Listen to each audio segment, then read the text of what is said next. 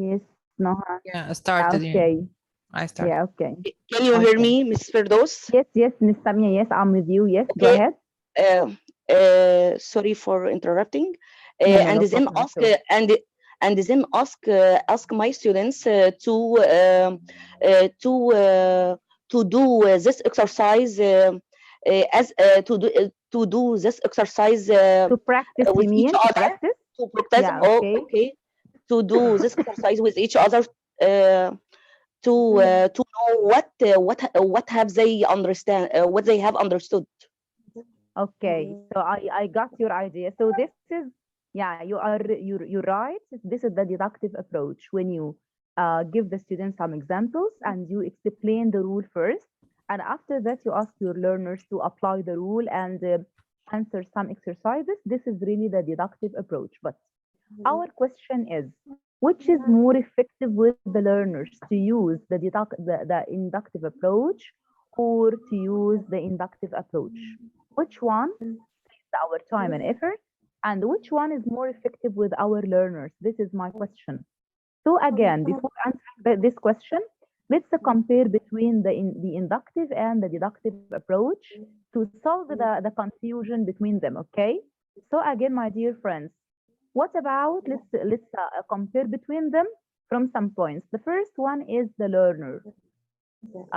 What kind of learner is it in the inductive approach? What kind of learner is it? It's A learner-centered yeah, classroom. yeah, it's a learner-centered. So when we say learner-centered, we mean the whole task depends on the learner to understand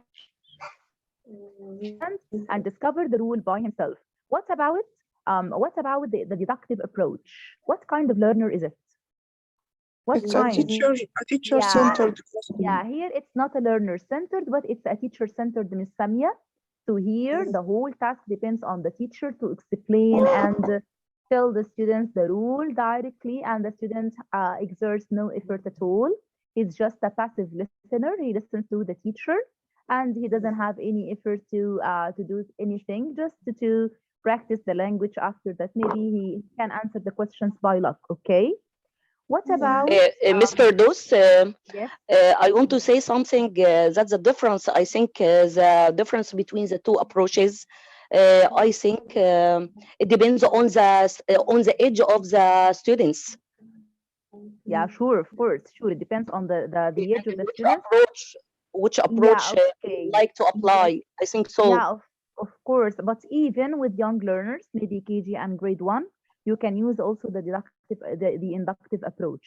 It's not a matter of explaining, by the way. It's a matter of how to encourage the students to repeat the rule or to get the rule by themselves. As we have four approaches, we have the audiolingual, the listen and repeat, we have the communicative approach. They also have some rules. In a context, we don't have any grammar at all. We are after fluency and accuracy. We have also the direct approach, the listen naturally without any grammars. For example, when I ask you, what's your name? You say, I'm Samia. What's your name? I'm Ashraf. What's your name? I'm Noha. What's your name? So they learn that I am without you tell them the rule that I takes am. Got it, my dear friend? So even with young learners, you can apply or you can depend on the inductive approach naturally and spontaneously without asking or telling the students this is verb to be, by the way. Got it? Yes. Got it, Miss Samia? Yes, yes, Ms. Firdaus. I'm with you. Okay.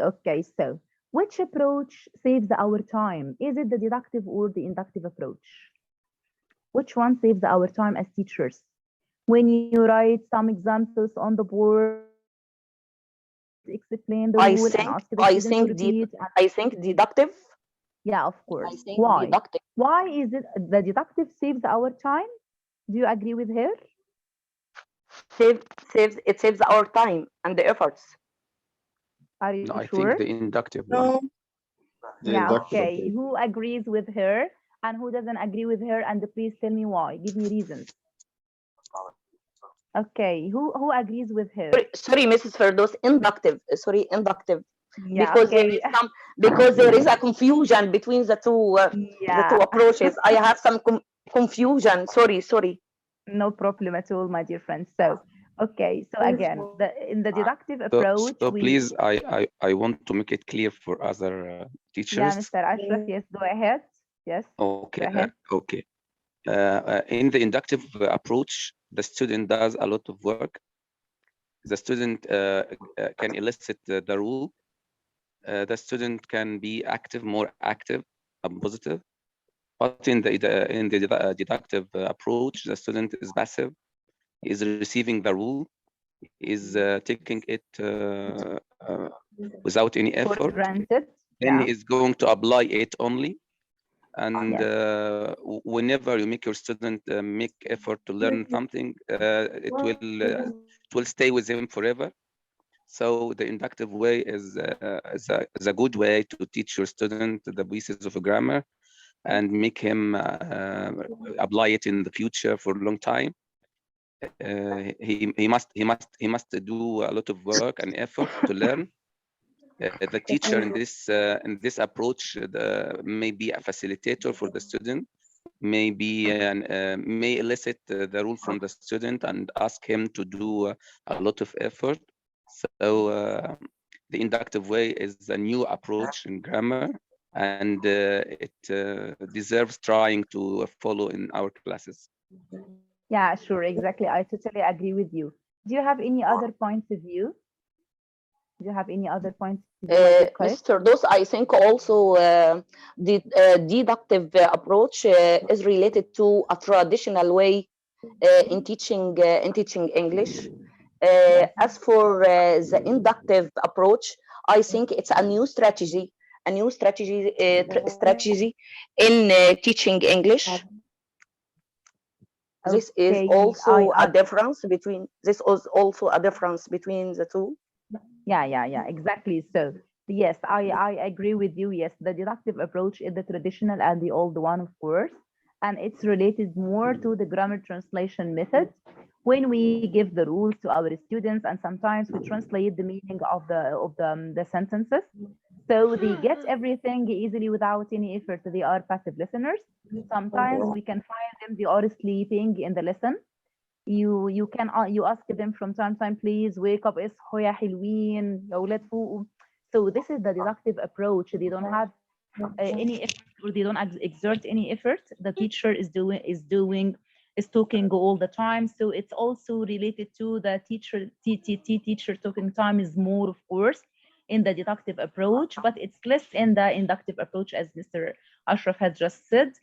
The teacher only is a monitor or a facilitator. He writes some examples on the board, and he encourages the students or the learners to elicit the rule by themselves. They can compare between the singular and plural, the affirmative and the negative. They can think of examples about themselves using the grammar rule in front of them, so that it's a learner-centered classroom. It saves our time, of course. The teacher is the student is more active, is doing the task, and the teacher is only a facilitator and only giving a hand and giving feedback at the end. But in the deductive approach, the teacher is talking most of the time. The students are passive. They are only listening to the teacher. They do nothing except to practice the rule or answer some questions. Maybe they copy only from their friends. They don't even think of the answer or try to think or work out their brains. They can copy the answers from their friends and just to stand up and say the answer of the question without any effort. So of course, most of us, I think, and all of us agree that the inductive approach is the most effective one. And of course, we do not apply the inductive approach all the time. It also depends on the level of students, the time, the curriculum, the age, and a lot of things, of course, and the environment itself, because sometimes you can find that your learners are so lazy and passive that you have to tell them everything inside the classroom, especially if they are large number of students, so you have to exert a lot of effort. But I still believe that you should have a try to use the inductive approach. I know it may be a little bit difficult at the beginning, But of course, if you try it and you insist on applying it with your learners, it will be more effective, inshallah. Okay. So let's move to again to our presentation to complete and wrap up, inshallah. Okay. So again, how many approaches have we talked about? How many approaches? Do you remember? 4. 4. Yes. Yes, 4 approaches. Do you remember what are they? In brief, do you remember what approaches are they? Yes, grammar translation, Yeah, grammar translation method. Yes. audiolingual approach, Yeah, audiolingual approach. audiolingual method. Yeah, excellent. Direct Community language teaching. Yes, communicative language teaching. Yes, what else? direct method. Yeah, okay. So we're going to finish quickly, inshallah. Okay. And we talked about, yes, the inductive and deductive learning. And deductive. And Yes. here is 5 دقايق. لا طب هستأذنكم يا جماعة بس عشان والله أخويا جاي من السفر وهرجع لكم تاني إن شاء الله تموروا إن شاء الله. أوكي. سلام. Goodbye حبايبي. I have to end now. Goodbye. Bye. Goodbye, miss.